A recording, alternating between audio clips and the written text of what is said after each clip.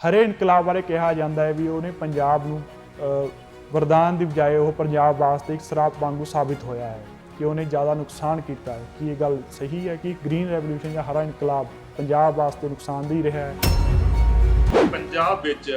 16,600 ਕਿਸਾਨ ਔਰ ਕਿਸਾਨ ਮਜ਼ਦੂਰ ਆਤਮ ਹੱਤਿਆ ਕਰਦੇ ਹਨ। क्या ਤੁਸੀਂ ਦੇਖਿਆ ਪੰਜਾਬ ਵਿੱਚ ਕਦੀ ਇਸ ਗੱਲ ਤੇ ਬਹੁਤ ਬੜੀ ਚਰਚਾ ਹੋਈ ਹੋ? ਸਿਵਾਏ ਜਦ ਪੋਲੀਟੀਕਲ ਇਸ਼ੂ ਆਉਂਦਾ, ਇਲੈਕਸ਼ਨ ਆਉਂਦੀ ਹੈ ਤਾਂ ਉਹ ਕਰਜ਼ੇ ਮਾਫ ਕਰ ਦਿਓ ਦਾ ਇਸ਼ੂ ਸਮਝ ਕੇ ਆ ਜਾਂਦਾ ਹੈ। ਕਿਸਾਨਾਂ ਦੇ ਦੁੱਖ ਨੂੰ ਕਦੀ ਸਮਝਣ ਦੀ ਕੋਸ਼ਿਸ਼ ਕੀਤੀ ਹੈ? क्या कारण है कि भाई सिविल सोसाइटी ने कभी इस गल पे भी डिस्कशन ज्यादा नहीं किया कि किसान आत्महत्या क्यों कर रहे हैं? 20,000 रुपए साल की इनकम यानी 1700 रुपए च घट तो किसान परिवार गुजारा करता है। क्या ਅਸੀਂ ਕਦੀ ਸੋਚ ਸਕਦੇ हैं क्या कि एक परिवार किसान ਦਾ 1700 रुपए च किस तरह गुजारा करता होगा? और जब कोई भी तबका किसान नाल खड़ा नहीं होया, यानी एकेडमिशियंस होन, पॉलिसी मेकर्स होन या सिविल ग्रुप्स होन या ब्यूरोक्रेसी होए, अज तक कोई भी किसानां दी इस हुंकार नूं नहीं समझ पाया और ਅਸੀਂ किसान दी मजबूरी ਨੂੰ, किसान ਦੇ ਦੁੱਖ ਨੂੰ ਨਹੀਂ ਸਮਝਿਆ ਹੈਗਾ। ਇਸੇ ਕਰਕੇ ਅੱਜ ਕਿਸਾਨ ਸੜਕਾਂ ਤੇ ਹੈਗਾ, ਇਸੇ ਕਰਕੇ ਕਿਸਾਨ ਇੰਨੇ ਮਹੀਨਿਆਂ ਤੋਂ ਆਪਣੇ ਕੈਂਪ ਲਗਾ ਕੇ ਬੈਠਾ ਹੈਗਾ। ਪ੍ਰੋ ਪੰਜਾਬ ਟੀਵੀ ਤੇ ਤੁਹਾਡਾ ਸਵਾਗਤ ਹੈ। ਮੈਂ ਹਾਂ ਸ਼ੁਭਕਰਮਨ ਧਾਲੀਵਾਲ। ਪੰਜਾਬ ਸੰਕਟ ਵਿੱਚ ਹੈ। ਇਹਦਾ ਮੁੱਖ ਕਿੱਤਾ ਖੇਤੀਬਾੜੀ ਡਾਮਾਡੋਲ ਹੈ ਅਤੇ ਇਹਦੀ ਅਰਥ ਵਿਵਸਥਾ ਵੀ ਬੁਰੀ ਤਰ੍ਹਾਂ ਚਰਮਰਾਈ ਹੋਈ ਹੈ। ਇਹਨਾਂ ਮੁੱਦਿਆਂ ਉੱਤੇ ਗੱਲ ਕਰਾਂਗੇ। ਸਾਡੇ ਨਾਲ ਮੌਜੂਦ ਨੇ ਉੱਘੇ ਖੇਤੀ ਮਾਹਰ ਡਾਕਟਰ ਦਵਿੰਦਰ ਸ਼ਰਮਾ ਜੀ। ਦਵਿੰਦਰ ਸ਼ਰਮਾ ਜੀ, ਸਭ ਤੋਂ ਪਹਿਲਾ ਸਵਾਲ ਮੈਂ ਇਹ ਪੁੱਛਣਾ ਚਾਹੂੰਗਾ ਵੀ ਦੇਸ਼ 'ਚ ਕਿਸਾਨੀ ਸੰਕਟ ਕਿੰਨਾ ਡੂੰਘਾ ਹੈ? ਕਿਸਾਨ ਬਹੁਤ ਲੰਬੇ ਚਿਰਾਂ ਤੋਂ ਦਿੱਲੀ ਦੀ ਬਾਰਡਰ ਤੇ ਬੈਠੇ ਨੇ, ਧਰਨਾ ਲਾ ਕੇ ਬੈਠੇ ਨੇਗੇ, ਮੋਰਚਾ ਲਾ ਕੇ ਬੈਠੇ ਨੇਗੇ। ਤਾਂ ਜੇ ਅਸੀਂ ਸਮਝਣਾ ਚਾਹੀਏ ਦੇਸ਼ ਦਾ ਕਿਸਾਨੀ ਸੰਕਟ ਕਿੰਨਾ ਡੂੰਘਾ ਹੈ? ਇਹ ਬਹੁਤ ਮਹੱਤਵਪੂਰਨ ਸਵਾਲ ਹੈ ਤੁਹਾਡਾ, ਕਿਉਂਕਿ ਜੋ ਕਿਸਾਨ ਇੰਨੇ ਦਿਨਾਂ ਤੋਂ, ਇੰਨੇ ਮਹੀਨਿਆਂ ਤੋਂ ਬਲਕਿ ਦਿੱਲੀ ਦੇ ਬਾਰਡਰ ਤੇ ਆਪਣਾ ਮੋਰਚਾ ਲਗਾ ਕੇ ਬੈਠੇ ਹੈਗੇ ਆ, ਆਫਟਰ ਆਲ ਕੋਈ ਤਾਂ ਕਾਰਨ ਹੋਏਗਾ ਕਿ ਇੰਨੀ ਗਰਮੀ ਔਰ ਇੰਨੀ ਸਰਦੀ ਦਾ ਮੌਸਮ ਨਿਕਲ ਚੁੱਕਾ ਹੈਗਾ ਜਿਹਦੇ ਵਿੱਚੋਂ ਉਹਨਾਂ ਨੇ ਆਪਣਾ ਸੰਕਲਪ ਦਿਖਾਇਆ ਹੈ ਕਿ ਉਹ ਹਿਲਣਗੇ ਨਹੀਂ ਬਾਰਡਰ ਤੋਂ ਜਦ ਤੱਕ ਸਰਕਾਰ ਉਹਨਾਂ ਦੀ ਗੱਲਾਂ ਨਹੀਂ ਮੰਨਦੀ ਹੈ। ਕਿ ਕਿਆ ਕਾਰਨ ਹੈ ਕਿ ਵੀ ਕਿਸਾਨ ਨੂੰ ਮਜਬੂਰ ਹੋ ਕੇ ਸੜਕਾਂ ਤੇ ਉਤਰਨਾ ਪਿਆ ਹੈਗਾ ਔਰ ਸੜਕਾਂ ਤੇ ਸੌਣਾ ਵੀ ਪਿਆ ਹੈਗਾ। ਇਹ ਕੋਈ ਆਸਾਨ ਗੱਲ ਨਹੀਂ ਹੈ, ਅਸੀਂ ਸਭ ਜਾਣਦੇ ਹੈਗੇ ਆ। ਇਹ ਮੈਨੂੰ ਲੱਗਦਾ ਕਿ ਸਮਝਣ ਵਾਸਤੇ ਕਿ ਵੀ ਕਿਸਾਨ ਦਾ ਗੁੱਸਾ, ਜਿਹਨੂੰ ਮੈਂ ਹਰ ਜਗ੍ਹਾ ਕਹਿੰਦਾ ਹੈ ਕਿ ਵੀ ਇਹ ਕੰਪਾਊਂਡ ਐਂਗਰ ਹੈਗਾ ਕਿ ਇੰਨੇ ਦਸ਼ਕਾਂ ਤੋਂ ਜਿਹੜਾ ਕਿਸਾਨ ਕ੍ਰਾਈਸਿਸ ਵਿੱਚ ਸੀਗਾ, ਇਕਨੋਮਿਕਲ ਕ੍ਰਾਈਸਿਸ ਵਿੱਚ ਸੀਗਾ, ਉਹ ਜਿਹੜਾ ਕ੍ਰਾਈਸਿਸ ਹੈ ਉਹਦੇ ਵਾਸਤੇ ਉਹਨੇ ਬਹੁਤ ਜਗ੍ਹਾ ਆਵਾਜ਼ ਵੀ ਲਗਾਈ ਹੈਗੀ। ਦੇਸ਼ ਦੇ ਹਰ ਕੋਨੇ ਵਿੱਚ ਪ੍ਰੋਟੈਸਟ ਹੁੰਦੇ ਆਏ ਹੈਗੇ ਆ, ਲੇਕਿਨ ਉਹਨਾਂ ਨੂੰ ਹੁਣ ਲੱਗਿਆ ਕਿ ਵੀ ਇਨਫ ਇਜ਼ ਇਨਫ ਔਰ ਜੇ ਇਹ ਸੈਂਟਰਲ ਲਾਜ਼ ਆ ਜਾਂਦੇ ਹੈਗੇ ਆ ਤਾਂ ਉਹਨਾਂ ਦਾ ਜਿਹੜਾ ਫਿਊਚਰ ਹੈਗਾ ਉਹ ਬਿਲਕੁਲ ਹੀ ਬਲੌਕ ਹੋ ਜਾਏਗਾ ਜਾਂ ਉਹਨਾਂ ਨੂੰ ਖੇਤੀ ਚੋਂ ਨਿਕਲਣਾ ਪਏਗਾ, ਜਬਰਨ ਖੇਤੀ ਚੋਂ ਕੱਢਿਆ ਜਾਏਗਾ। ਇਹ ਉਹਨਾਂ ਦੀ ਸੋਚ ਹੈ ਕਿਸਾਨਾਂ ਦੀ। ਔਰ ਕਿਆ ਕਾਰਨ ਹੈ ਇਹ ਸਾਨੂੰ ਜਾਣਨਾ ਬਹੁਤ ਜ਼ਰੂਰੀ ਹੈ, ਕਿਉਂਕਿ ਇਹ ਸੋਚਿਆ ਜਾਂਦਾ ਹੈ ਕਿ ਵੀ ਇਹ ਕਿਸਾਨ ਜਿਹੜੇ ਹੈਗੇ ਆ ਇਹ ਤਾਂ ਕਈ ਲੋਕੀ ਤਾਂ ਇਹ ਵੀ ਕਹਿੰਦੇ ਆ, ਕੁਝ ਇਕੋਨੋਮਿਸਟ ਕਹਿੰਦੇ ਕੁਝ ਕੰਮ ਹੀ ਨਹੀਂ ਕਰਦੇ ਹੈਗੇ ਆ, ਇਹ ਲੇਜ਼ੀ ਫਾਰਮਰਸ ਹੈਗੇ ਆ ਔਰ ਇਹ ਸਿੰਪਲੀ ਫਸਲ ਨੂੰ MSP ਮਿਲ ਜਾਂਦਾ ਹੈਗਾ ਤਾਂ ਇਹੀ ਚਾਹੁੰਦੇ ਹੈਗੇ। ਉਹਦੇ ਇਲਾਵਾ ਕੁਝ ਐਂਟਰਪ੍ਰੀਨਿਓਰਸ਼ਿਪ ਜਿਹਨੂੰ ਕਹਿੰਦੇ ਹੈਗੇ ਆ ਉਹ ਨਹੀਂ ਨਿਕਲ ਕੇ ਆ ਰਹੀ, ਲੇਕਿਨ ਐਸਾ ਕਾਰਨ ਨਹੀਂ ਹੈਗੇ। ਆਫਟਰ ਆਲ ਅਸੀਂ ਦੇਖੀਏ ਕਿ ਪਿਛਲੇ ਕਈ ਦਸ਼ਕਾਂ ਤੋਂ ਕਿਸਾਨ ਦੇ ਨਾਲ ਜਿਹੜਾ ਇੱਕ ਅਨਿਆਏ ਹੋਇਆ ਹੈਗਾ, ਇੱਕ ਇਨਜਸਟਿਸ ਜਿਹੜੀ ਹੋਈ ਹੈਗੀ ਹੈ ਕਿ ਉਹਨੂੰ ਜਿਹੜਾ ਕਿਸਾਨ ਦੀ ਅਸਲੀ ਫਸਲ ਦਾ ਦਾਮ ਮਿਲਣਾ ਚਾਹੀਦਾ ਹੈਗਾ ਜਾਂ ਜਿਹਨੂੰ ਅਸੀਂ ਕਹਿੰਦੇ ਕਿ ਰਾਈਟਫੁਲ ਪ੍ਰਾਈਸ ਕਿਸਾਨ ਨੂੰ ਮਿਲਣਾ ਚਾਹੀਦਾ ਹੈਗਾ, ਉਹ ਕਈ ਦਸ਼ਕਾਂ ਤੋਂ ਉਹਨਾਂ ਨੂੰ ਨਹੀਂ ਮਿਲਿਆ ਹੈਗਾ। ਔਰ ਉਹਦਾ ਇੱਕ ਦੋ ਐਗਜ਼ਾਮਪਲ ਮੈਂ ਸਾਹਮਣੇ ਪੇਸ਼ ਕਰਨਾ ਕਰਨਾ ਚਾਹਾਂਗਾ ਕਿ ਥੋੜਾ ਸਾਨੂੰ ਕਲੀਅਰ ਹੋ ਜਾਏ ਕਿ ਬਈ ਕਿਸ ਤਰ੍ਹਾਂ ਦਾ ਨੁਕਸਾਨ ਕਿਸਾਨ ਝੇਲਦੇ ਆਏ ਹੈਗੇ। ਹੁਣ ਦੇਖੋ, ਇੱਕ ਸਟੱਡੀ ਆਉਂਦੀ ਹੈ organisation for economic cooperation and development OECD ਦੀ, along with a new Delhi think tank ICRIER. ਉਹ ਸਟੱਡੀ ਕਹਿੰਦੀ ਹੈ ਕਿ ਹਿੰਦੁਸਤਾਨ ਦੇ ਕਿਸਾਨਾਂ ਨੂੰ 2000 ਔਰ 2016 ਦੇ ਵਿੱਚ, ਯਾਨੀ 16 ਸਾਲ ਦੇ ਪੀਰੀਅਡ ਵਿੱਚ ਕਿਸਾਨਾਂ ਨੂੰ 45 ਲੱਖ ਕਰੋੜ ਰੁਪਏ ਦਾ ਨੁਕਸਾਨ ਹੋਇਆ। ਉਹਨਾਂ ਦਾ ਕਹਿਣਾ ਹੈ ਕਿ ਸਾਲ ਕਿਸਾਨ ਨੂੰ 2.64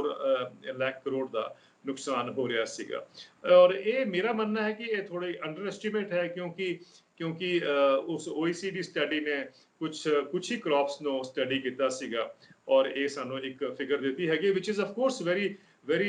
ਬਿਗ ਫਿਗਰ, ਔਰ ਸਾਨੂੰ ਪਤਾ ਚੱਲਦਾ ਹੈ ਕਿਸਾਨਾਂ ਨੂੰ ਕਿੰਨਾ ਲਾਸ ਝੇਲਣਾ ਪੈ ਰਿਹਾ ਸੀਗਾ। ਲੇਕਿਨ ਜੇ ਇਹ ਕਿਤੇ ਸਾਰੇ ਐਗਰੀਕਲਚਰ ਦੇ ਸਪੈਕਟਰਮ ਨੂੰ ਇਨਕਲੂਡ ਕੀਤਾ ਜਾਂਦਾ ਤਾਂ ਮੇਰਾ ਮੰਨਣਾ ਕਿ ਇਹ ਬਹੁਤ ਬੜਾ ਇੱਕ ਮੋਨੂਮੈਂਟਲ ਲਾਸ ਕਿਸਾਨਾਂ ਨੇ ਝੇਲਿਆ ਹੈਗਾ ਇਸ 16 ਸਾਲ ਦੇ ਪੀਰੀਅਡ ਵਿੱਚ। 2016 ਦਾ ਜਿਹੜਾ ਇਕਨੋਮਿਕ ਸਰਵੇ ਹੈ, ਸਰਕਾਰ ਦਾ ਆਪਣਾ ਡਾਕੂਮੈਂਟ ਹੁੰਦਾ ਹੈ, ਉਹਦੇ ਵਿੱਚ ਸਰਕਾਰ ਨੇ ਇਹ ਕਬੂਲ ਕੀਤਾ ਹੈਗਾ ਕਿ ਕਿਸਾਨ ਪਰਿਵਾਰ ਦੀ ਜਿਹੜੀ ਐਵਰੇਜ ਇਨਕਮ ਹੈਗੀ ਹੈ 17 ਰਾਜ ਵਿੱਚ, ਯਾਨੀ ਤਕਰੀਬਨ ਅੱਧੇ ਦੇਸ਼ ਵਿੱਚ, ਉਹ ਜੀ ਸਾਲ ਇਨਕਮ ਉਹਨਾਂ ਨੇ ਲੱਭੀ ਹੈਗੀ ਹੈ। ਉਹ ਕਹਿੰਦੇ ਆ ਕਿ 20,000 ਰੁਪਏ ਸਾਲ ਦੀ ਇਨਕਮ ਹੈ, ਯਾਨੀ 1700 ਰੁਪਏ ਚ ਘੱਟ ਤੋਂ ਕਿਸਾਨ ਪਰਿਵਾਰ ਗੁਜ਼ਾਰਾ ਕਰਦਾ ਹੈ। ਕਿਆ ਅਸੀਂ ਕਦੀ ਸੋਚ ਸਕਦੇ ਹੈਗੇ ਕਿ ਇੱਕ ਪਰਿਵਾਰ ਕਿਸਾਨ ਦਾ 1700 ਰੁਪਏ ਚ ਕਿਸ ਤਰ੍ਹਾਂ ਗੁਜ਼ਾਰਾ ਕਰਦਾ ਹੋਏਗਾ? ਅਸੀਂ ਜਿਹੜੇ ਪੰਜਾਬ 'ਚ ਰਹਿੰਦੇ ਆ ਸਮਝਦੇ ਆ ਕਿ ਵੀ ਪੰਜਾਬ 'ਚ ਤਾਂ ਇੱਕ ਤੁਸੀਂ ਗਾਂ ਵੀ ਜਿਹੜੀ ਹੈਗੀ ਆ 1700 ਰੁਪਏ ਚ ਨਹੀਂ ਪਾਲ ਸਕਦੇ ਇੱਕ ਮਹੀਨੇ ਵਿੱਚ। ਤੁਸੀਂ ਸੋਚੋ ਕਿ ਵੀ ਪਰਿਵਾਰ ਜਿਹੜਾ ਹੈਗਾ ਕਿਸਾਨ ਦਾ 17 ਰਾਜ ਯਾਨੀ ਅੱਧੇ ਦੇਸ਼ ਵਿੱਚ ਕਿਸ ਤਰ੍ਹਾਂ ਉਸ ਇਨਕਮ ਵਿੱਚ ਗੁਜ਼ਾਰਾ ਕਰਦਾ ਹੋਏਗਾ। ਕਹਿਣ ਦਾ ਮਤਲਬ ਹੈਗਾ ਕਿ ਇਹ ਇੰਨੀ ਮਜਬੂਰੀ ਹੈ, ਇੰਨਾ ਲਾਚਾਰਪਨਾ ਜਿਹੜਾ ਸੀਗਾ ਕਿਸਾਨ ਦਾ, ਉਹ ਅਸੀਂ ਸ਼ਾਇਦ ਸਮਝ ਨਹੀਂ ਪਾਏ। ਔਰ ਜਦ ਕੋਈ ਵੀ ਤਬਕਾ ਕਿਸਾਨ ਨਾਲ ਖੜਾ ਨਹੀਂ ਹੋਇਆ, ਯਾਨੀ ਐਕੈਡਮਿਸ਼ੀਅਨਸ ਹੋਣ, ਪਾਲਿਸੀ ਮੇਕਰਸ ਹੋਣ, ਜਾਂ ਜੀ ਸਿਵਲ ਗਰੁੱਪਸ ਹੋਣ, ਜਾਂ ਬਿਊਰੋਕ੍ਰੇਸੀ ਹੋਏ, ਅੱਜ ਤੱਕ ਕੋਈ ਵੀ ਕਿਸਾਨਾਂ ਦੀ ਇਸ ਹੰਕਾਰ ਨੂੰ ਨਹੀਂ ਸਮਝ ਪਾਇਆ ਕਿ ਵੀ ਉਹਨਾਂ ਨਾਲ ਇੱਕ ਇਕਨੋਮਿਕ ਇਨਜਸਟਿਸ ਹੋ ਰਹੀ ਸੀਗੀ, ਔਰ ਦੇ ਵਰ ਦੀ ਵਨਸ ਹੂ ਵਰ ਐਕਚੁਅਲੀ ਸਬਸਿਡਾਈਜ਼ਿੰਗ ਦੀ ਕੰਟਰੀ। ਇਹ ਲੋਕਾਂ ਨੂੰ ਨਹੀਂ ਸਮਝ ਆਇਆ, ਔਰ ਇਸੇ ਕਰਕੇ ਸ਼ਾਇਦ ਕਿਸਾਨ ਸੜਕਾਂ ਤੇ ਆਏ ਹੈਗੇ ਆ। ਉਹਨਾਂ ਨੂੰ ਲੱਗਦਾ ਹੈ ਕਿ ਬਈ ਹੋਰ ਕੋਈ ਨਹੀਂ ਤਾਂ ਹੁਣ ਸਾਨੂੰ ਆਪਣੀ ਲੜਾਈ ਲੜਨੀ ਪਏਗੀ। ਤਾਂ ਉਹ ਇਸ ਲੜਾਈ ਜਾਂ ਇਸ ਕਾਲ ਵਾਸਤੇ ਉਹ ਉੱਥੇ ਦਿੱਲੀ ਦੇ ਬਾਰਡਰ ਤੇ ਬੈਠੇ ਹੈਗੇ। ਦਵਿੰਦਰ ਸ਼ਰਮਾ ਜੀ, ਇੱਕ ਗੱਲ ਇਹ ਵੀ ਪੁੱਛਣਾ ਚਾਹਾਂਗਾ, ਕਮੀ ਕਿੱਥੇ ਰਹਿ ਗਈ? ਕਿ ਪਾਲਿਸੀ ਮੇਕਿੰਗ ਜਮਾਂ ਫਾਲਟ ਹੈਗੀ ਹੈ, ਉਹ ਕਸੂਰਵਾਰ ਹੈ, ਜਾਂ ਅਫਸਰਸ਼ਾਹੀ ਜਿਹੜੀ ਉਹਨੂੰ ਐਗਜ਼ੀਕਿਊਸ਼ਨ ਨਹੀਂ ਕਰ ਪਾਉਂਦੀ ਕੋਈ ਨਵੀਂ ਪਾਲਿਸੀ ਦੀ? ਕਮੀ ਕਿੱਥੇ ਰਹਿ ਗਈ ਜਿਹਦੇ ਕਰਕੇ ਕਿਸਾਨਾਂ ਨੂੰ ਇਹ ਦਿੱਕਤਾਂ ਦਾ ਸਾਹਮਣਾ ਕਰਨਾ ਪੈ ਰਿਹਾ? ਕਮੀ ਤਾਂ ਬੜਾ ਕਲੀਅਰ ਹੈ ਕਿ ਅਗਰ ਇੰਨੇ ਦਸ਼ਕਾਂ ਤੋਂ ਕਿਸਾਨਾਂ ਨਾਲ ਭੇਦਭਾਵ ਹੋ ਰਿਹਾ ਸੀਗਾ, ਕਿਸਾਨਾਂ ਨੂੰ ਜਿਸ ਤਰ੍ਹਾਂ ਕਿ ਮੈਂ ਹਰ ਜਗ੍ਹਾ ਕਹਿੰਦਾ ਕਿ ਦੇ ਵਰ ਡਿਨਾਈਡ देयर ਰਾਈਟਫੁਲ ਇਨਕਮ, ਕਿਉਂਕਿ ਇਕਨੋਮਿਕ ਡਿਜ਼ਾਈਨ ਦਾ ਇੱਕ ਜਿਹੜਾ ਸੋਚ ਹੈ ਉਹ ਇਹ ਹੈ ਕਿ ਵੀ ਖੇਤੀ ਚੋਂ ਕਿਸਾਨਾਂ ਨੂੰ ਕੱਢ ਕੇ ਸ਼ਹਿਰ ਵਿੱਚ ਲੈ ਕੇ ਆਇਆ ਜਾਏ। ਇਹ ਇਕਨੋਮਿਕ ਸੋਚ ਪਹਿਲੇ ਅਮਰੀਕਾ, ਯੂਰਪ ਵਿੱਚ, ਹੁਣ ਸਾਡੇ ਮੁਲਕਾਂ ਵਿੱਚ, ਡਿਵੈਲਪਿੰਗ ਕੰਟਰੀ ਵਿੱਚ ਇਹ ਫੋਰਸ ਕੀਤੀ ਜਾ ਰਹੀ ਹੈ ਕਿ ਜਦ ਤੱਕ ਅਸੀਂ ਕਿਸਾਨਾਂ ਨੂੰ ਖੇਤੀ ਚੋਂ ਕੱਢ ਕੇ ਸ਼ਹਿਰ ਵਿੱਚ ਨਹੀਂ ਲੈ ਕੇ ਆਵਾਂਗੇ, ਇਕਨੋਮਿਕ ਗਰੋਥ ਨਹੀਂ ਹੋਏਗੀ। ਜਦ ਇਹ ਇਕਨੋਮਿਕ ਸੋਚ ਦਾ ਢਾਂਚਾ ਬਣ ਜਾਂਦਾ ਹੈ ਤਾਂ ਤੁਹਾਨੂੰ ਬੜਾ ਕਲੀਅਰ ਹੋ ਜਾਂਦਾ ਹੈ ਕਿ ਬਈ ਇਕਨੋਮਿਕ ਪਾਲਿਸੀਜ਼ ਜਿਹੜੀਆਂ ਹੈਗੀਆਂ, ਜਿਹੜੀ ਸਕਸੈਸਿਵ ਗਵਰਨਮੈਂਟਸ ਨੇ ਫੋਲੋ ਕੀਤੀਆਂ ਹੋਈਆਂ, ਇੱਕ ਗਵਰਨਮੈਂਟ ਦੀ ਗੱਲ ਨਹੀਂ ਕਰ ਰਿਹਾ, ਜਿਹੜੀ ਪਿਛਲੀ ਸਰਕਾਰਾਂ ਸੀਗੀਆਂ ਉਹਨਾਂ ਨੇ ਵੀ ਉਸੇ ਨੀਤੀ ਨੂੰ,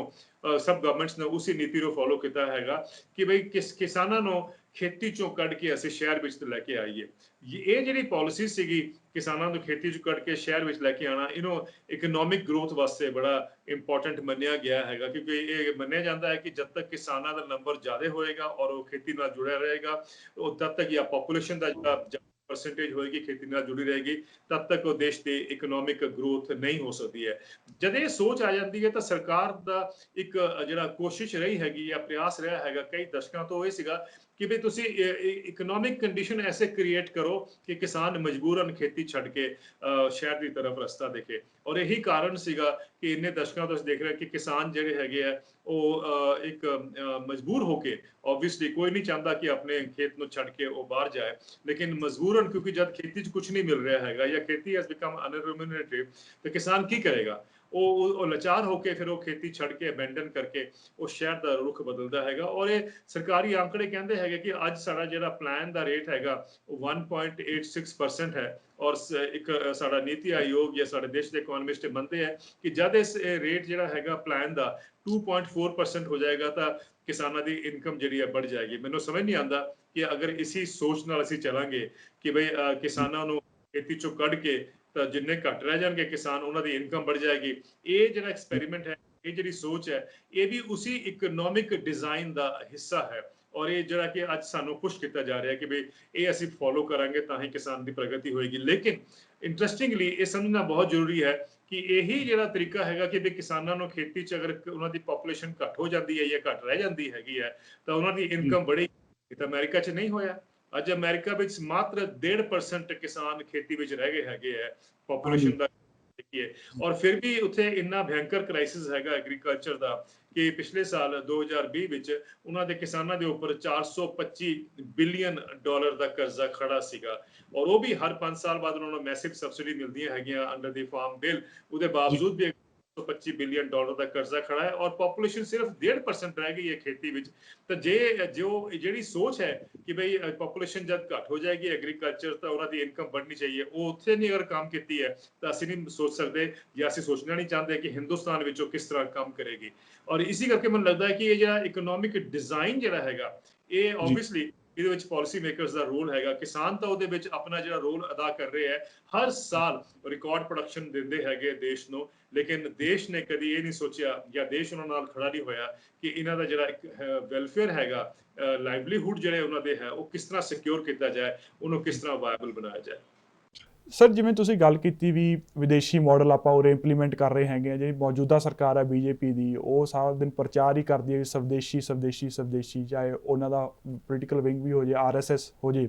ਉਹ ਵੀ ਕਰਦੇ ਆ। ਉਹ ਕਿਉਂ ਨਹੀਂ ਇਸ ਦੇ ਉੱਤੇ ਫਿਰ ਦਬਾਅ ਪਾ ਰਹੇ ਵੀ ਸਵਦੇਸ਼ੀ ਮਾਡਲ ਹੀ ਆਪਾਂ ਰੱਖੀਏ ਜਾਂ ਉਹਦੇ ਉੱਤੇ ਹੀ ਕੋਈ ਸੁਧਾਰ ਕਰ ਸਕੀਏ? ਉਹ ਵਿਦੇਸ਼ੀ ਮਾਡਲ ਤੇ ਹੀ ਕਿਉਂ ਜ਼ਿਆਦਾ ਜ਼ੋਰ ਪਾ ਰਹੇ ਨੇ, ਜਿਹੜੇ ਕਿ ਜਿਵੇਂ ਤੁਸੀਂ ਹੁਣੀ ਦੱਸਿਆ ਵੀ ਉਹ ਫੇਲ ਹੋ ਚੁੱਕੇ ਨੇ? ਮੈਂ ਕਦੀ ਇਸ ਗੱਲ ਨੂੰ ਜ਼ਿਆਦਾ ਮਹੱਤਵ ਨਹੀਂ ਦਿੰਦਾ ਕਿ ਵੀ ਪੋਲੀਟੀਕਲ ਪਾਰਟੀਆਂ ਕਿਉਂ ਇਸ ਤਰ੍ਹਾਂ ਕਰ ਰਹੀਆਂ। I think more important is ਕਿ ਵੀ ਅਸੀਂ ਲੋਕ ਜਿਹੜੇ ਹੈਗੇ ਆ,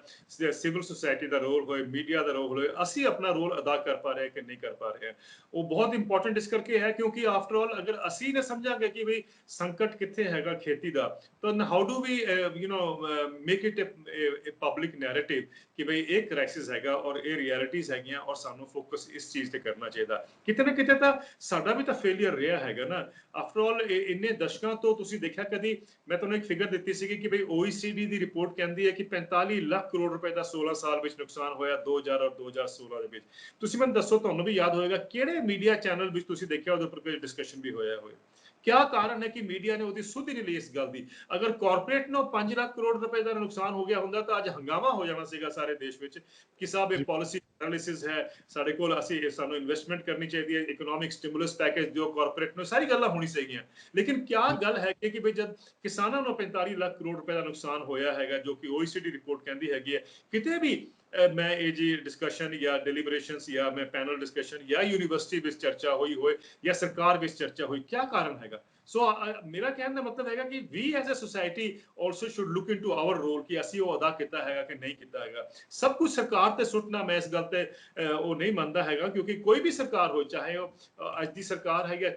ਮੈਂ ਪਹਿਲੇ ਵੀ ਕਿਹਾ ਹੈਗਾ ਕਿ ਸਕਸੈਸਿਵ ਗਵਰਨਮੈਂਟਸ ਕਈ ਦਸ਼ਕਾਂ ਤੋਂ ਕਿਸਾਨਾਂ ਦੀ ਅਣਦੇਖੀ ਹੋ ਰਹੀ ਸੀਗੀ। ਇਹ ਇੱਕ ਸਰਕਾਰ ਦਾ ਉਹ ਪੀਰੀਅਡ ਨਹੀਂ ਹੈਗਾ। ਕਈ ਸਰਕਾਰਾਂ ਇਹਦੇ ਵਿੱਚ ਸ਼ਮੂਲੀਅਤ ਹੈਗੀਆਂ ਜਿਨ੍ਹਾਂ ਨੇ ਇਹ ਨਜ਼ਰਅੰਦਾਜ਼ ਕੀਤਾ ਐਗਰੀਕਲਚਰ ਰੋਲ, ਜਾਂ ਫਿਰ ਇਸ ਤਰੀਕੇ ਦੇ ਇੱਕ ਇਕਨੋਮਿਕ ਡਿਜ਼ਾਈਨ ਨੂੰ ਪ੍ਰਮੋਟ ਕੀਤਾ ਗਿਆ ਜਾਂ ਪ੍ਰੋਪਗੇਟ ਕੀਤਾ ਗਿਆ ਹੈ ਕਿ ਬਈ ਜਿਹੜੀਆਂ ਕਿ ਕਿਸਾਨਾਂ ਨੂੰ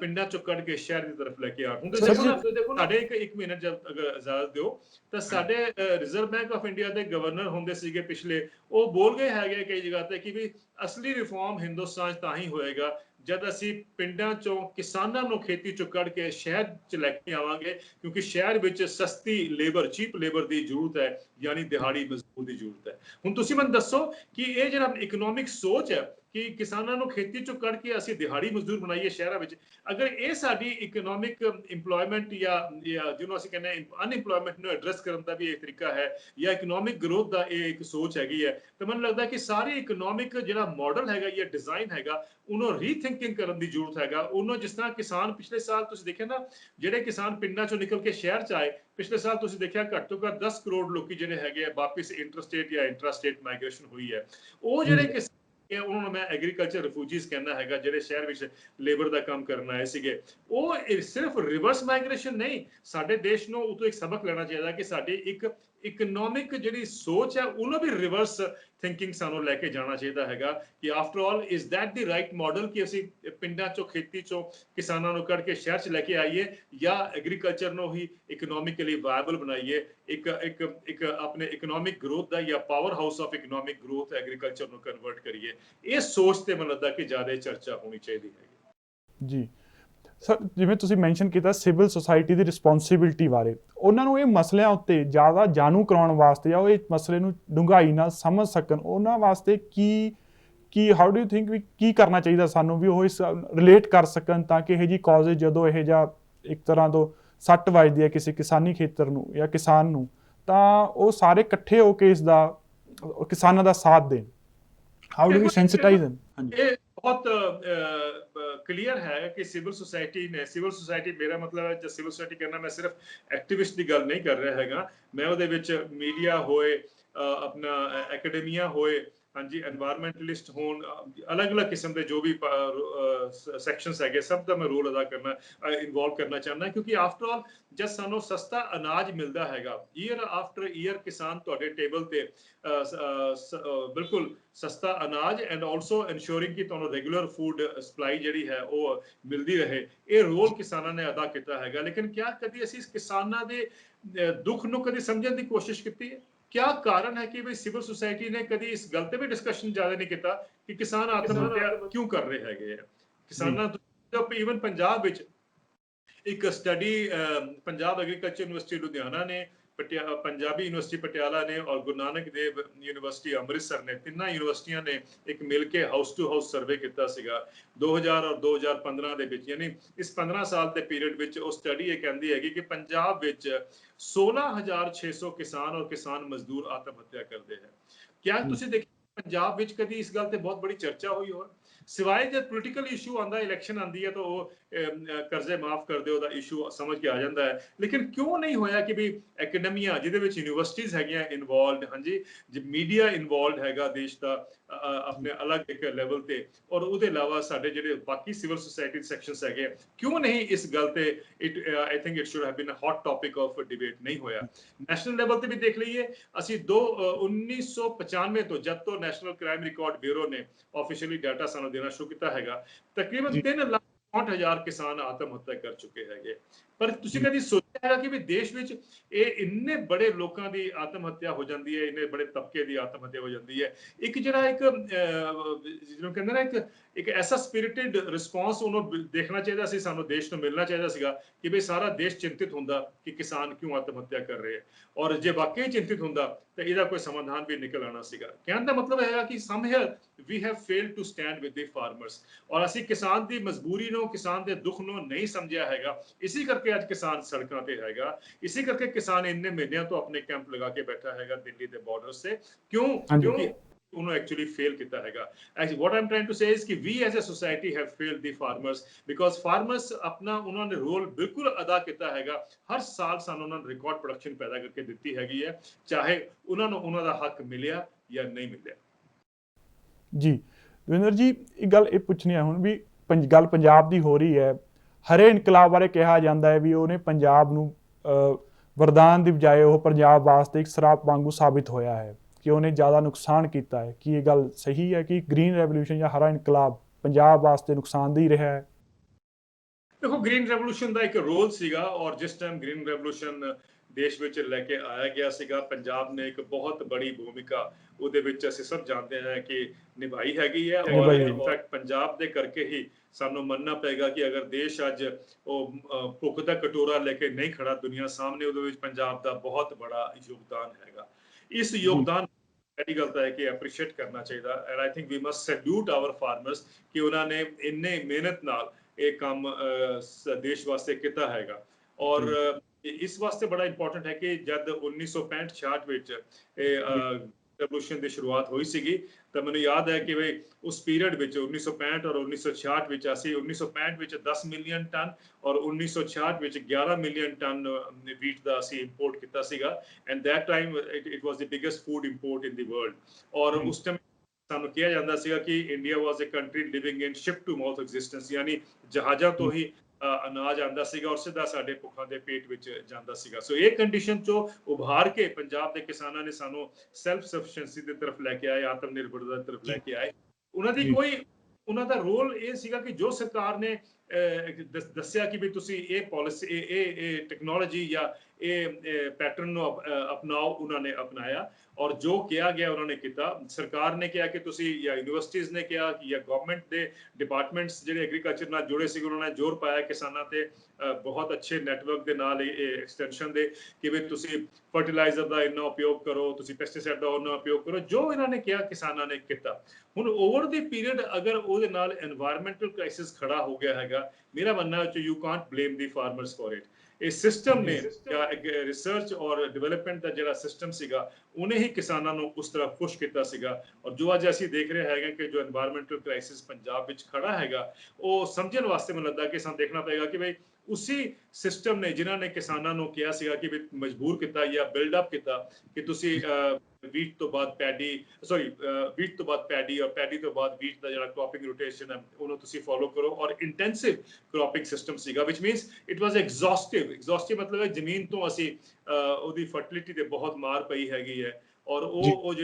ਆ ਚੁੱਕੀ ਹੈਗੀ ਹੈ। ਉਤੋਂ ਅਗਰ ਕਿਸਾਨ ਨੂੰ ਕੱਢਣਾ ਹੈਗਾ ਤਾਂ ਮੈਨੂੰ ਲੱਗਦਾ ਕਿ we have to create another economic model ਜਿਹੜਾ ਕਿ ਉਸ ਖੇਤੀ ਦਾ ਜਿਹੜਾ ਡਾਇਵਰਸਿਫਿਕੇਸ਼ਨ ਦੀ ਅਸੀਂ ਗੱਲ ਕਰਦੇ ਹੈਗੇ ਆ, ਕੀ ਉਹਦੇ ਆਲਟਰਨੇਟਿਵ ਚਾਹੀਦੇ ਹੈਗੇ, ਉਹ ਉਹਨਾਂ ਨੂੰ ਉਸੇ ਇਕਨੋਮਿਕ ਅਸ਼ੋਰਿਟੀ ਨਾਲ ਕਿ ਵੀ ਉਹਨਾਂ ਨੂੰ ਜਿਹੜਾ ਲਾਸ ਨਾ ਹੋਏ, ਉਹਨਾਂ ਨੂੰ ਇੱਕ ਅਸ਼ੋਰਡ ਦਾਮ ਮਿਲੇ ਔਰ ਇੱਕ ਅਸ਼ੋਰਡ ਪੈਟਰਨ ਫਾਰਮਿੰਗ ਦਾ ਹੋਏ ਜਿਹਦੇ ਵਿੱਚ ਉਹਨਾਂ ਨੂੰ ਇਹ ਨਾ ਹੋਏ ਕਿ ਵੀ ਵੋਲੈਟਿਲਿਟੀ ਆਫ ਮਾਰਕੀਟਸ ਜਿਸ ਤਰ੍ਹਾਂ ਸਾਰੇ ਦੇਸ਼ ਦੇ ਕਿਸਾਨਾਂ ਨੂੰ ਫੇਸ ਕਰਨੀ ਪੈ ਰਹੀ ਹੈ ਉਹ ਦੁਬਾਰਾ ਪੰਜਾਬ ਦੇ ਕਿਸਾਨਾਂ ਨੂੰ ਫੇਸ ਨਾ ਕਰਨੀ ਪਏ। ਉਹ ਆਲਟਰਨੇਟਿਵ ਸਾਨੂੰ ਦੇਣਾ ਪਏਗਾ। ਸੋ let us stop blaming farmers, let us look into ਕਿ ਵੀ ਅਸੀਂ ਉਹਨਾਂ ਨੂੰ ਕਿਆ ਉਹ ਵਿਕਲਪ ਦੇ ਪਾਏ ਹੈਗੇ ਆ ਕਿ ਨਹੀਂ ਦੇ ਪਾਏ ਹੈਗੇ ਆ। ਮੈਂ ਇਸ ਕਰਕੇ ਇਹਨੂੰ ਇੰਪੋਰਟੈਂਟ ਸਮਝਦਾ ਹੈਗਾ ਧਾਰੀਵਾਲ ਸਾਹਿਬ, ਕਿਉਂਕਿ ਤੁਸੀਂ ਅਗਰ ਦੇਖੋ ਸਾਰੇ ਦੇਸ਼ ਵਿੱਚ এনवायरमेंटल ਕ੍ਰਾਈਸਿਸ ਸਿਰਫ ਹਿੰਦੁਸਤਾਨ ਦੇ ਪੰਜਾਬ ਜਾਂ ਗ੍ਰੀਨ ਰੈਵੋਲੂਸ਼ਨ ਏਰੀਆ ਵਿੱਚ ਨਹੀਂ ਹੋਇਆ ਹੈਗਾ, ਉੱਥੇ ਸੀਮਿਤ ਨਹੀਂ ਹੈਗਾ, ਬਲਕਿ ਸਾਰੀ ਦੁਨੀਆ ਵਿੱਚ ਅੱਜ ਇੱਕ ਬਹੁਤ ਬੜਾ এনवायरमेंटल ਕ੍ਰਾਈਸਿਸ ਬਿਲਡ ਅਪ ਹੋਇਆ ਹੈ ਜਿਹਦੇ ਵਿੱਚ ਐਗਰੀਕਲਚਰ ਦਾ ਬਹੁਤ ਬੜਾ ਇੱਕ ਰੋਲ ਹੈਗਾ। ਜਦ ਅਸੀਂ এনवायरमेंटल ਕ੍ਰਾਈਸਿਸ ਕਹਿੰਦੇ ਹਾਂ basically we are talking about climate change, ਔਰ ਕਲਾਈਮੇਟ ਚੇਂਜ ਵਿੱਚ ਐਗਰੀਕਲਚਰ ਦਾ ਬਹੁਤ ਬੜਾ ਰੋਲ ਹੈਗਾ। So I think let us try to evolve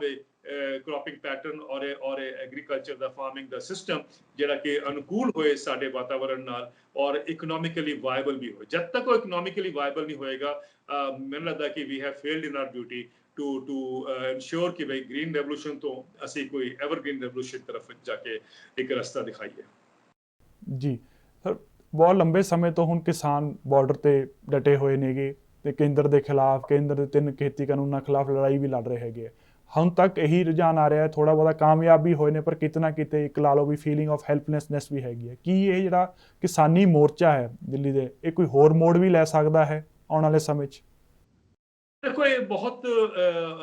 ਗੰਭੀਰ ਇਸ਼ੂ ਇਸ ਕਰਕੇ ਹੈ ਕਿ ਬਈ ਕਿਸਾਨ ਇੰਨੇ ਮਹੀਨਿਆਂ ਤੋਂ ਬੈਠੇ ਹੈਗੇ ਆ ਔਰ ਸਰਕਾਰ ਦੇ ਨਾਲ ਕੁਝ ਡਾਇਲੋਗ ਵੀ ਹੋਇਆ ਉਹਨਾਂ ਤੇ 11-12 ਵਾਰੀ ਕਿਸਾਨਾਂ ਦੇ ਮੂਵਮੈਂਟ ਦੇ ਲੀਡਰਸ ਦੇ ਨਾਲ ਡਾਇਲੋਗ ਵੀ ਹੋਇਆ ਸਰਕਾਰ ਦਾ, ਲੇਕਿਨ ਆ ਕੇ ਕਿਤੇ ਨਾ ਕਿਤੇ ਉਹ ਇੱਕ ਤਰ੍ਹਾਂ ਦਾ ਸਟੇਲਮੇਟ ਜਿਹੜਾ ਹੈਗਾ, ਕੁਝ ਲੋਕੀ ਕਹਿੰਦੇ ਕਿ ਡੈਡ ਐਂਡ ਹੈਗਾ, ਕੁਝ ਨਹੀਂ ਹੋਏਗਾ, ਪਰ ਮੈਨੂੰ ਲੱਗਦਾ ਕਿ ਐਸਾ ਨਹੀਂ ਹੋਣਾ ਚਾਹੀਦਾ। ਆਫਟਰ ਆਲ ਸਾਰੇ ਦੇਸ਼ ਦੀ ਚਿੰਤਾ ਹੈ ਕਿ ਕਿਸਾਨ ਖੁਸ਼ੀ-ਖੁਸ਼ੀ ਆਪਣੇ ਘਰ ਵਾਪਿਸ ਜਾਣ, ਔਰ ਉਹ ਵੀ ਇਸ ਮਾਹੌਲ ਵਿੱਚ ਜਦ ਅਸੀਂ ਮਹਾਮਾਰੀ ਦਾ ਦੌਰ ਗੁਜ਼ਰ ਰਹੇ ਹੈਗੇ ਆ। ਮੈਨੂੰ ਲੱਗਦਾ ਕਿ ਇਸ ਟਾਈਮ ਸਰਕਾਰ ਨੂੰ ਚਾਹੀਦਾ ਹੈ ਕਿ ਪਹਿਲ ਕੀਤੀ ਜਾਏ, ਪਹਿਲ ਇਹ ਕਰਨੀ ਚਾਹੀਦੀ ਹੈ ਕਿ ਬਈ ਸਰਕਾਰਾਂ ਦਾ ਜਿਹੜਾ ਇਨੀਸ਼ੀਏਟਿਵ ਸੀਗਾ ਉਹ ਪਿਛਲੇ ਸਾਲ ਕੋਵਿਡ ਦਾ ਹੀ ਟਾਈਮ ਸੀਗਾ, ਲੋਕਡਾਊਨ ਦਾ ਪੀਰੀਅਡ ਸੀਗਾ, ਜਿਸ 3 ਲਾਜ਼ ਲੈ ਕੇ ਆਈ ਸੀਗੀ ਔਰ ਸਾਰੇ ਦੇਸ਼ ਪੁਸ਼ ਕੀਤਾ ਗਿਆ ਸੀਗਾ ਪਾਰਲੀਮੈਂਟ ਵਿੱਚ ਵੀ। ਤੇ ਕਹਿਣ ਦਾ ਮਤਲਬ ਹੈ ਕਿ ਉਹ ਲਾਜ਼ ਜਿਹਨੇ ਉੱਪਰ ਕਿਸਾਨਾਂ ਨੇ ਆਪਣਾ ਗੁੱਸਾ ਜ਼ਾਹਿਰ ਕੀਤਾ ਹੈਗਾ, ਆਪਣੀ ਦਿਖਾਇਆ ਹੈਗਾ ਕਿ ਬਈ they are not happy with those ਲਾਜ਼, ਉਹ ਕਿਸਾਨਾਂ ਦੇ ਹਿੱਤ ਵਿੱਚ ਨਹੀਂ ਹੈਗੇ। ਸਰਕਾਰ ਨੂੰ ਚਾਹੀਦਾ ਹੈਗਾ ਕਿ ਬਈ ਇਸ ਮਹਾਮਾਰੀ ਦੇ ਪੀਰੀਅਡ ਵਿੱਚ ਦੇ ਸ਼ੁੱਡ ਵਿਦਡਰਾ ਥੀਜ਼ ਲਾਜ਼, ਕਿਉਂਕਿ ਗੱਲ ਇਹ ਹੈਗੀ ਕਿ ਬਈ ਇਹ ਕੋਈ ਪ੍ਰੈਸਟੀਜ ਦਾ ਇਸ਼ੂ ਨਹੀਂ ਹੈਗਾ। ਇਟ ਇਜ਼ ਨਾਟ ਕਿ ਬਈ ਤੁਸੀਂ ਸਰਕਾਰ ਦਾ ਕੁਝ ਮਸਤਕ ਝੁਕ ਜਾਏਗਾ ਅਗਰ ਵਿਦਡਰਾ ਕਰ ਲੈਂਦੀ ਹੈ। ਮੈਨੂੰ ਲੱਗਦਾ ਕਿ ਇਟ ਇਜ਼ ਦੀ ਅੰਗਰੇਜ਼ੀ 'ਚ ਕਹਿੰਦੇ ਨਾ ਆਪਾਂ ਸੈਗੈਸਟਰੀ ਦਾ ਇੱਕ ਇੰਡੀਕੇਸ਼ਨ ਹੋਏਗਾ ਅਗਰ ਸਰਕਾਰ ਇਸ ਇੱਕ ਇੱਜ਼ਤ ਨਾਲ ਕਿਸਾਨਾਂ ਨੂੰ ਵਾਪਿਸ ਭੇਜਦੀ ਹੈ ਕਿ ਬਈ ਤੁਸੀਂ ਆਪਣੇ ਖੇਤਾਂ ਜਾ ਕੇ ਆਪਣਾ ਕੰਮ ਕਰੋ, ਆਪਣਾ ਮਹਾਮਾਰੀ ਤੋਂ ਬਚਾਅ ਕਰੋ। ਔਰ ਸਰਕਾਰ ਜਿਹੜਾ ਹੈਗਾ ਇਸ ਇਸ਼ੂ ਨੂੰ ਹੁਣ ਇਹ ਜਾਣਦੇ ਹੋਏ ਕਿ ਬਈ ਕਿਸਾਨ ਖੁਸ਼ ਨਹੀਂ ਹੈਗੇ ਦੇਸ਼ ਦੇ, ਦੇ should I think look into it later. ਜਦ ਟਾਈਮ ਆਏਗਾ, ਇੱਕ ਅਨੁਕੂਲ ਪੀਰੀਅਡ ਆਏਗਾ ਤਾਂ ਬੈਠ ਕੇ ਇਸ ਗੱਲ ਤੇ ਚਰਚਾ ਹੋਏ ਔਰ ਚਰਚਾ ਦੇ ਬਾਅਦ ਕੀ ਕਿਸਾਨਾਂ ਦੇ ਹਿੱਤ ਵਿੱਚ ਹੋਣਾ ਚਾਹੀਦਾ ਹੈਗਾ ਉਹ ਇੱਕ ਤਰੀਕੇ ਦੇ ਵਾਈਡਰ ਡਿਸਕਸ਼ਨ ਤੋਂ ਬਾਅਦ ਦੇਸ਼ 'ਚ ਉਹ let us then frame our laws accordingly. ਮੈਨੂੰ ਲੱਗਦਾ ਕਿ ਇਹ ਬਹੁਤ ਇੰਪੋਰਟੈਂਟ ਇਸ ਸਮੇਂ ਇੱਕ ਪੀਰੀਅਡ ਹੈਗਾ, ਇੱਕ ਐਸੀ ਟਾਈਮ ਆ ਗਿਆ ਹੈ ਕਿ ਸਰਕਾਰ ਨੂੰ ਇੱਕ ਆਪਣਾ ਬੜਾਪਨ ਦਿਖਾਉਣਾ ਚਾਹੀਦਾ ਹੈਗਾ and I think they should withdraw the laws and let the farmers go back। मैं ਮੰਨਦਾ ਕਿ ਕ੍ਰਾਈਸਿਸ ਹਲੇ ਇਹ ਲਾਜ਼ ਦੇ ਨਾਲ ਜਾਂ ਲਾਜ਼ ਦੇ ਹਟਾਉਣ ਦੇ ਨਾਲ ਨਹੀਂ ਖਤਮ ਹੋਏਗਾ, ਲੇਕਿਨ ਇਹ ਨਾ ਹੋਏ ਕਿ ਬਈ ਅਸੀਂ ਦੁਬਾਰਾ ਇੱਕ ਓਪਰਚੁਨਿਟੀ ਜਿਹੜੀ ਹੈਗੀ ਹੈ ਕਿ ਰੀਫਰੇਮ ਦੀ ਲਾਜ਼ ਜਿਹੜੇ ਕਿ ਕਿਸਾਨਾਂ ਨੂੰ ਸੁਟੇਬਲ ਹੋਣ ਜਾਂ ਉਹਨਾਂ ਦੇ ਵਾਸਤੇ ਇੱਕ ਐਸਾ ਫਿਊਚਰ ਲੈ ਕੇ ਆਉਣ ਜਿਹਦੇ 'ਚ ਐਗਰੀਕਲਚਰ ਇਕਨੋਮਿਕਲੀ ਵਾਇਬਲ ਹੋਏ, ਉਹ ਰਸਤਾ ਸਾਨੂੰ ਦੇਖਣਾ ਜ਼ਰੂਰੀ ਹੈ। ਤਾਂ ਲੈਟ ਅਸ ਯੂਜ਼ ਦਿਸ opportunity, ਜਿਹਨੂੰ ਕਹਿੰਦੇ ਨਾ ਕਿ every disaster provides us an opportunity, so this disaster हमारी दा it also provides us an opportunity to withdraw the loss and then look or look afresh ਕਿ ਵੀ ਅਸੀਂ ਕੀ ਇੱਕ ਨਵੇਂ ਲਾਸ ਲੈ ਕੇ ਆ ਸਕਦੇ ਹਾਂ after a period। Can you see, ਤੁਹਾਨੂੰ ਲੱਗਦਾ ਹੈ ਕਿ ਉਹ ਵਿਡਰਾ ਹੋ ਜਾਣਗੇ ਨੀਅਰ ਫਿਊਚਰ ਜਾਂ ਥੋੜੇ ਚਿਰਾਂ ਤੱਕ? ਡੂ ਯੂ ਥਿੰਕ ਕਿ ਇਹ ਸਰਕਾਰ, ਇਹ ਕੇਂਦਰ ਦੀ ਸਰਕਾਰ ਵਿਡਰਾ ਕਰੂਗੀ ਜਾਂ ਇਹੋ ਜਿਹਾ ਮਨ ਉਹਨਾਂ ਕਰਨਗੇ? ਇਸ ਗੱਲ ਨੂੰ ਨਹੀਂ ਮੰਨ ਕੇ ਚੱਲਦਾ ਕਿ ਬਈ ਇਹ ਨਹੀਂ ਹੋ ਸਕਦਾ। ਮੇਰਾ ਕਹਿਣਾ ਹੈ ਕਿ ਅਗਰ ਅਸੀਂ ਇੱਕ ਬਿਲਡਅਪ ਕਰਦੇ ਹਾਂ, ਇੱਕ ਨੈਰੇਟਿਵ, ਤਾਂ ਸਰਕਾਰਾਂ ਉਸ ਗੱਲ ਨੂੰ ਸੁਣਦੀ ਹੈਗੀਆਂ। ਹੁਣ ਦੇਖੋ ਨਾ, ਤੁਹਾਨੂੰ ਯਾਦ ਹੋਏਗਾ ਜਦ ਇਲੈਕਸ਼ਨਸ ਹੋ ਰਹੇ ਸੀਗੇ, ਜਦ ਕੁੰਭ ਦਾ ਮੇਲਾ ਵੀ, ਔਰ ਉਸ ਸਮੇਂ ਹੋਈ ਹੈ, ਤਾਂ ਸੋਸ਼ਲ ਮੀਡੀਆ ਨੇ ਬਹੁਤ ਹੱਦ ਤੱਕ ਇੱਕ ਆਵਾਜ਼ ਰੇਜ਼ ਕੀਤੀ ਸੀ ਕਿ ਬਈ ਇਹ ਜਿਹੜਾ ਜਿੰਨੇ ਵੀ ਲੋਕੀ ਆਏ ਹੈਗੇ ਕੁੰਭ ਵਿੱਚ, they should go back, this is not the right time to do it. ਔਰ ਸਰਕਾਰ ਨੇ ਦੇਖੋ ਉਹਦੇ ਉੱਪਰ ਸਟੈਪ ਲਿਆ ਸੀਗਾ ਨਾ, ਪ੍ਰਧਾਨ ਮੰਤਰੀ ਜੀ ਨੇ ਕੀਤੀ ਸੀ ਨਾ, ਜਿਹੜੇ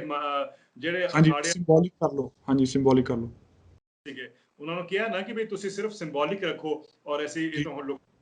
ਲੋਕੀ ਗਏ ਵਾਪਿਸ। ਅਖਾੜੇ ਨੇ ਵੀ ਗੱਲ ਮੰਨੀ ਹੈਗੀ। ਮੈਨੂੰ ਲੱਗਦਾ ਕਿ ਉਹ ਉਸੇ ਸਰਕਾਰ ਨੂੰ ਹੁਣ ਉਸੇ ਲੀਡਰਸ਼ਿਪ ਨੂੰ ਦਿਖਾਉਣਾ ਚਾਹੀਦਾ ਹੈਗਾ ਕਿ ਬਈ ਕਿਸਾਨਾਂ ਨੂੰ ਵੀ ਕਿਹਾ ਜਾਏ ਵੀ ਤੁਸੀਂ ਵਾਪਿਸ ਜਾਓ, ਅਸੀਂ ਆਪਣੇ ਲਾਜ਼ ਜਿਹੜੇ ਹੈਗੇ ਆ ਉਹ ਵਾਪਿਸ ਲੈ ਕੇ ਆ ਰਹੇ ਹੈਗੇ ਆ, ਵਿਡਰਾ ਕਰ ਰਹੇ ਹੈਗੇ ਆ, ਜਿਹਨੂੰ ਰਿਪੀਲ ਕਰਨੇ ਹੈਗੇ ਆ ਉਹ ਅਸੀਂ ਕਰ ਰਹੇ ਆ। ਔਰ ਕੁਝ ਸਮੇਂ ਬਾਅਦ ਜਦ ਇਹ ਮਹਾਮਾਰੀ ਦੇ ਦੌਰ ਤੋਂ ਅਸੀਂ ਨਿਕਲ ਜਾਵਾਂਗੇ, then let us rethink what the laws are, so let us hope ਕਿ ਅਸੀਂ ਲੋਕ ਇੱਕ ਬਿਲਡਅਪ ਕਰ ਪਾਈਏ, ਜਿਹਦੇ ਵਿੱਚ ਮੀਡੀਆ ਦਾ ਬਹੁਤ ਬੜਾ ਰੋਲ ਹੈ। ਉਸ ਸਮੇਂ ਅਗਰ ਸੋਸ਼ਲ ਮੀਡੀਆ ਐਂਡ ਮੀਡੀਆ ਨੇ ਅਗਰ ਇਹ ਬਿਲਡਅਪ ਕੀਤਾ ਸੀ ਨੈਰੇਟਿਵ ਕਿ ਵੀ ਲੋਕਾਂ ਨੂੰ ਕੁੰਭ ਵਿੱਚੋਂ ਵਾਪਿਸ ਜਾਣਾ ਚਾਹੀਦਾ ਹੈਗਾ, ਤਾਂ ਮੈਨੂੰ ਲੱਗਦਾ ਹੁਣ ਵੀ ਇੱਕ ਨੈਰੇਟਿਵ ਬਿਲਡਅਪ ਕਰਨ ਦੀ ਬਹੁਤ ਜ਼ਰੂਰਤ ਹੈਗੀ ਹੈ, ਕਿਉਂਕਿ ਅਸੀਂ ਸਭ ਲੋਕ ਦੇਸ਼ ਵਿੱਚ ਚਿੰਤਿਤ ਹੈਗੇ। ਤੁਸੀਂ ਵੀ ਚਿੰਤਿਤ ਹੋ, ਮੈਂ ਵੀ,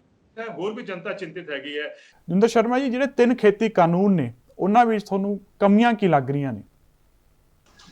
ਦੇਖੋ, 3 ਜਿਹੜੇ ਖੇਤੀ ਕਾਨੂੰਨ ਸਰਕਾਰ ਲੈ ਕੇ ਆਈ ਹੈਗੇ ਆ, ਅਸੀਂ ਕਿਸਾਨਾਂ ਦਾ ਗੁੱਸਾ ਤਾਂ ਦੇਖ ਲਿਆ, ਕਿਸਾਨਾਂ ਦਾ ਰੋਸ ਵੀ ਸਮਝ ਗਏ ਹੈਗੇ ਆ ਕਿ ਬਈ they are not happy with these ਲਾਜ਼। ਔਰ ਜੋ ਗੱਲ ਕਰ ਰਹੇ ਹੈਗੇ ਬੇਸਿਕਲੀ ਇਹ ਕਹਿ ਰਹੇ ਹੈਗੇ ਕਿ ਬਈ ਇਹ ਲਾਅ ਜਿਹੜੇ ਹੈਗੇ ਆ ਕਿਸਾਨਾਂ ਨੂੰ ਖੇਤੀ ਚੋਂ ਬਾਹਰ ਕੱਢ ਦੇਣਗੇ, ਔਰ ਕਿਸਾਨਾਂ ਦੀ ਜ਼ਮੀਨ ਦੇ ਉੱਪਰ ਕੰਪਨੀਆਂ ਦਾ ਹੱਕ ਹੋਏਗਾ, ਔਰ ਕਿਸਾਨ ਕੰਪਨੀ ਦੇ ਕੰਟਰੋਲ ਵਿੱਚ ਆ ਜਾਣਗੇ। ਪਰ ਲੇਕਿਨ ਇੰਪੋਰਟੈਂਟ ਇੱਕ ਹੋਰ ਗੱਲ ਸਮਝਣ ਦੀ ਬਹੁਤ ਜ਼ਰੂਰਤ ਹੈਗੀ ਹੈ ਕਿ ਇਹ ਜਿਹੜੇ ਲਾਜ਼ ਲੈ ਕੇ ਆਏ ਗਏ ਹਿੰਦੁਸਤਾਨ ਚੋਂ, ਬੇਸਿਕਲੀ ਅਸੀਂ ਇਹ ਅਮਰੀਕਾ ਔਰ ਯੂਰਪ ਤੋਂ ਕੱਟ ਐਂਡ ਪੇਸਟ ਕਰਕੇ ਇਹ ਲਾਜ਼ ਇੱਥੇ ਅਸੀਂ ਜੋ ਪੇਸ਼ ਕਰ ਰਹੇ ਹੈਗੇ ਜਾਂ ਚਿਪਕਾ ਰਹੇ ਹੈਗੇ ਐਜ਼ ਰਿਫਾਰਮਸ, ਇਹ ਉੱਥੇ ਅਮਰੀਕਾ ਔਰ ਯੂਰਪ ਵਿੱਚ ਕਈ ਦਸ਼ਕਾਂ ਤੋਂ, ਬਲਕਿ ਕਈ ਸੈਂਚੁਰੀਜ਼ ਤੋਂ ਇਹ ਉੱਥੇ ਚੱਲ ਰਿਹਾ ਸੀ।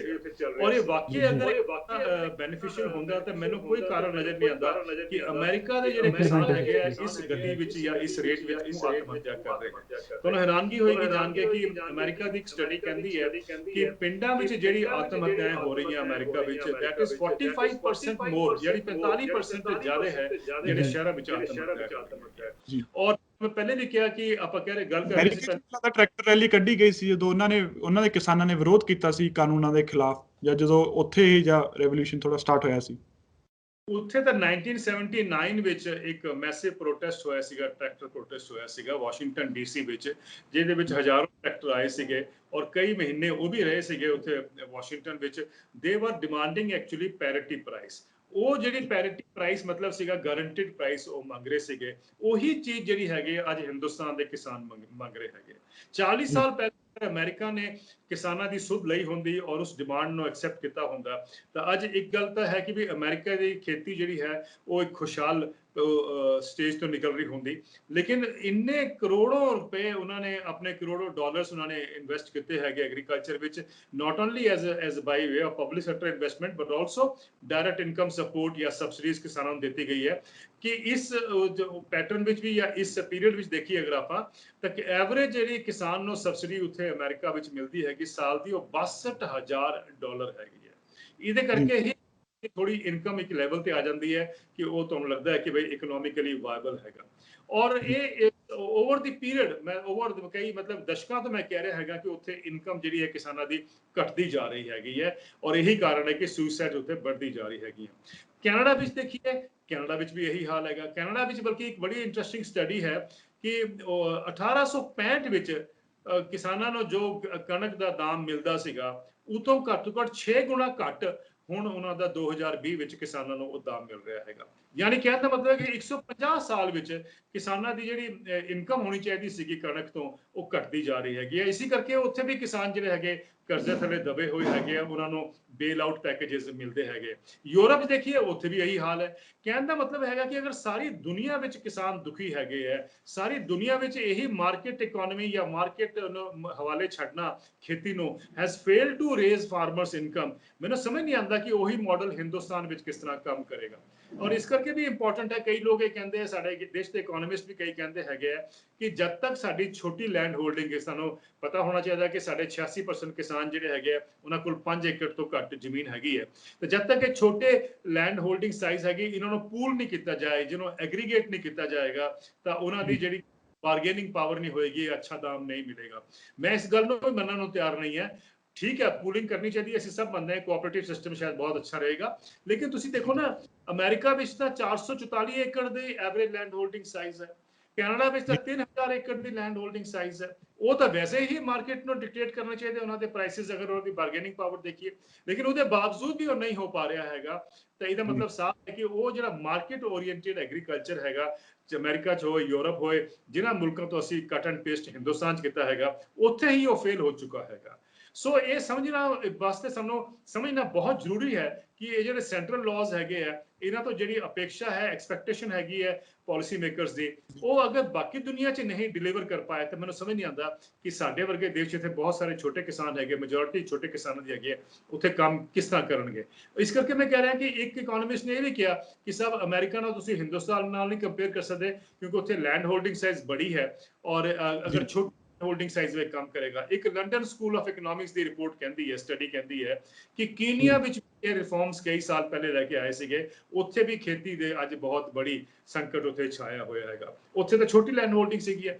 ਕਹਿਣ ਦਾ ਮਤਲਬ ਹੈ ਕਿ ਚਾਹੇ ਬੜੀ ਲੈਂਡ ਹੋਲਡਿੰਗ ਹੋਏ, ਚਾਹੇ ਛੋਟੀ ਲੈਂਡ ਹੋਲਡਿੰਗ ਹੋਵੇ, ਇਹ ਜਦ ਤੱਕ ਅਸੀਂ ਇਹ ਕੱਟ ਐਂਡ ਪੇਸਟ ਕਰਦੇ ਰਹਾਂਗੇ, ਆਪਣੀ ਜ਼ਮੀਨੀ ਹਕੀਕਤ ਤੋਂ ਦੂਰ ਰਹਾਂਗੇ, ਤਾਂ ਸਾਡੇ ਜਿਹੜੇ ਲਾਜ਼ ਹੈਗੇ ਉਹ ਕਿਸਾਨਾਂ ਵਾਸਤੇ ਬੈਨੀਫਿਟ ਨਹੀਂ ਕਰਨਗੇ ਜਾਂ ਉਹਨਾਂ ਨੂੰ ਬੈਨੀਫਿਟ ਨਹੀਂ ਕਰਨਗੇ। ਇਸੇ ਕਰਕੇ ਕਿਸਾਨਾਂ ਦੀ ਡਿਮਾਂਡ ਹੈਗੀ ਹੈ ਕਿ ਬਈ ਸਾਨੂੰ ਇੱਕ ਮਿਨੀਮਮ ਸਪੋਰਟ ਪ੍ਰਾਈਸ ਜਿਹੜਾ ਹੈਗਾ ਉਹ ਇੱਕ ਲੀਗਲ ਅਧਿਕਾਰ ਬਣਾਤਾ ਜਾਏ, ਕਾਨੂੰਨੀ ਅਧਿਕਾਰ ਬਣਾਇਆ ਜਾਏ।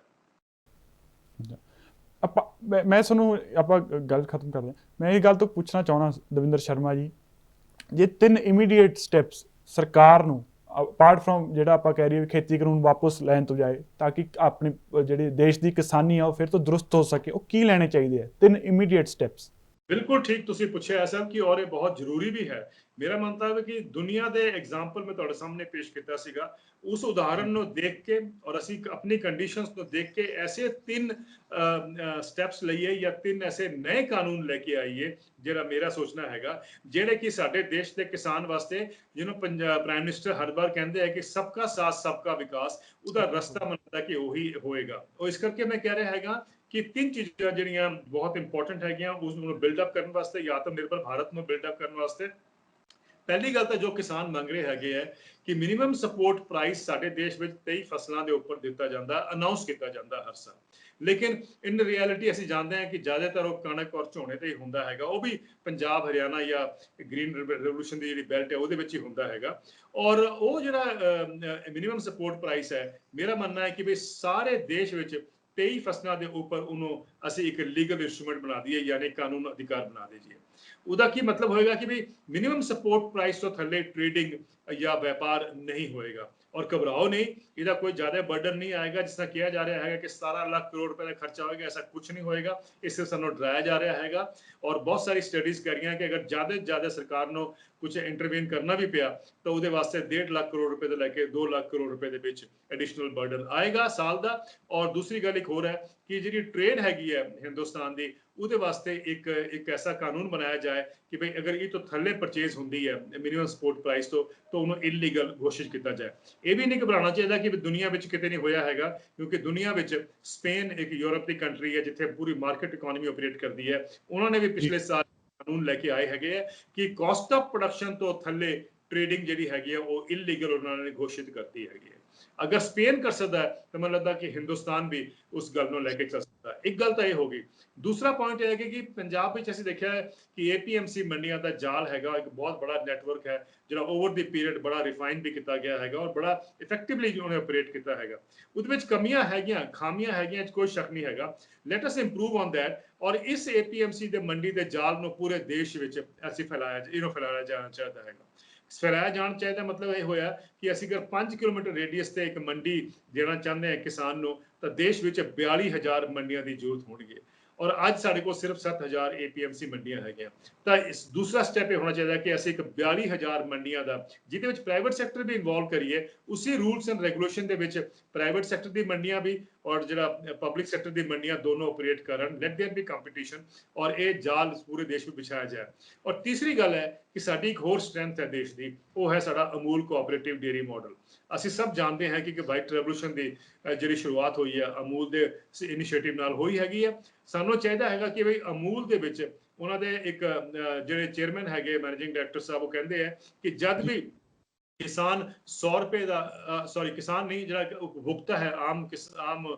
ਕੰਜ਼ਿਊਮਰ ਹੈ, ਜਦੋਂ 100 ਰੁਪਏ ਦਾ ਦੁੱਧ ਖਰੀਦਦਾ ਹੈਗਾ ਕੋਆਪਰੇਟਿਵ ਡੇਅਰੀ ਤੋਂ, ਜਿਹੜਾ ਦੁੱਧ ਸਪਲਾਈ ਹੁੰਦਾ, ਤਾਂ ਉਹਦੇ ਵਿੱਚ ਘੱਟ ਤੋਂ ਘੱਟ 70 ਰੁਪਏ ਜਿਹੜੇ ਹੈਗੇ ਆ ਕਿਸਾਨ ਦੀ ਜੇਬ ਵਿੱਚ ਜਾਂਦੇ, ਯਾਨੀ 70% of the and consumer price ਜਿਹੜਾ ਹੈਗਾ ਉਹ ਕਿਸਾਨ ਕੋਲ ਜਾਂਦਾ ਹੈ। ਸਾਨੂੰ ਉਸ ਮਾਡਲ ਨੂੰ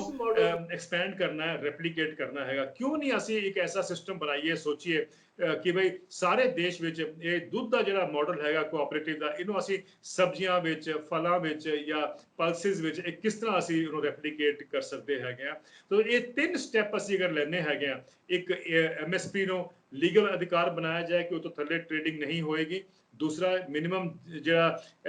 ਏਪੀਐਮਸੀ ਦਾ ਜਿਹੜਾ ਸਾਡਾ ਸਿਰਫ ਕਨਫਾਈਨਡ ਰਹਿ ਗਿਆ ਹੈਗਾ ਪੰਜਾਬ ਹਰਿਆਣਾ ਵਿੱਚ ਨੈਟਵਰਕ ਮੰਡੀਆਂ ਦਾ, ਉਹਨੂੰ ਸਾਰੇ ਦੇਸ਼ ਵਿੱਚ ਐਕਸਪੈਂਡ ਕੀਤਾ ਜਾਏ। ਔਰ ਤੀਸਰਾ, ਕੋਆਪਰੇਟਿਵ ਜਿਹੜਾ ਮਾਡਲ ਹੈਗਾ ਡੇਅਰੀ ਦਾ, ਉਹ ਤੋਂ ਸਬਕ ਲੈ ਕੇ ਅਸੀਂ ਫਰੂਟਸ, ਵੈਜੀਟੇਬਲਸ ਜਾਂ ਬਾਕੀ ਕਮੋਡਿਟੀਜ਼ ਵਿੱਚ ਵੀ ਉਹਨੂੰ ਲੈ ਕੇ ਆਈਏ। ਮੈਨੂੰ ਲੱਗਦਾ ਕਿ ਇਹ 3 ਚੀਜ਼ਾਂ ਹੋਣਗੀਆਂ ਤਾਂ ਜਿਹੜਾ ਸਾਰਾ ਫੋਕਸ ਹੈ ਕਿ ਬਈ ਦੇਸ਼ ਦੀ ਜਿਹੜੀ ਡਿਵੈਲਪਮੈਂਟ ਦਾ ਜਿਹੜਾ ਰਸਤਾ ਹੈਗਾ, ਉਹ ਅਸੀਂ ਕਹਿ ਤਾਂ ਦਿੰਦੇ ਹਾਂ ਕਿ ਪਿੰਡਾਂ ਵਿੱਚ ਹੋ ਕੇ ਜਾਂਦਾ ਹੈ, ਲੇਕਿਨ ਉਹ ਨਹੀਂ ਜਾ ਰਿਹਾ ਸੀਗਾ। And I think this is, ਇਹ ਜਿਹੜੇ 3 ਸਟੈਪ ਹੋਣਗੇ, ਥੀਸ ਆਰ ਦੀ 3 ਸਟੈਪਸ ਜਿਹਦੇ ਕਰਕੇ ਅਸੀਂ ਇੱਕ ਆਤਮ ਨਿਰਭਰ ਭਾਰਤ ਦੀ ਕਲਪਨਾ ਕਰ ਸਕਦੇ ਹੈਗੇ ਆ, ਜਾਂ ਹੋ ਸਕਦੀ ਹੈ ਆਉਣ ਵਾਲੇ ਦਿਨਾਂ ਵਿੱਚ। ਇੱਕ ਕਿਸਾਨ, ਖੁਸ਼ਹਾਲ ਕਿਸਾਨ, ਜਿਹਨੂੰ ਕਹਿੰਦੇ ਨੇ ਪ੍ਰਾਈਡ ਆਫ ਫਾਰਮਿੰਗ ਨੂੰ ਰਿਸਟੋਰ ਕਰਨਾ, ਇਹੀ ਰਸਤਾ ਹੈਗਾ। ਜੀ ਜੀ, ਦਵਿੰਦਰ ਸ਼ਰਮਾ ਜੀ, ਸਾਡੇ ਨਾਲ ਜੁੜਨ ਵਾਸਤੇ ਬਹੁਤ ਬਹੁਤ ਧੰਨਵਾਦ। ਆਪਣਾ ਕੀਮਤੀ ਸਮਾਂ ਤੁਸੀਂ ਕੱਢਿਆ ਤੇ ਪ੍ਰੋ ਪੰਜਾਬ ਟੀਵੀ ਨਾਲ ਜੁੜੇ ਹੋ।